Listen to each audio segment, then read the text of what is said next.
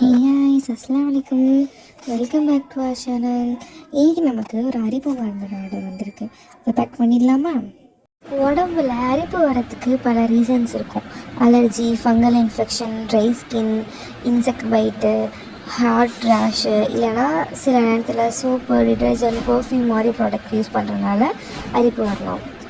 இது மாதிரி எந்த ரீசனில் அரிப்பு ப்ராப்ளம் இருந்தாலுமே நம்ம மருந்தை நீங்கள் ட்ரை பண்ணி பாருங்கள், நல்ல ரிசல்ட் இருக்கும் இன்ஷால்லா.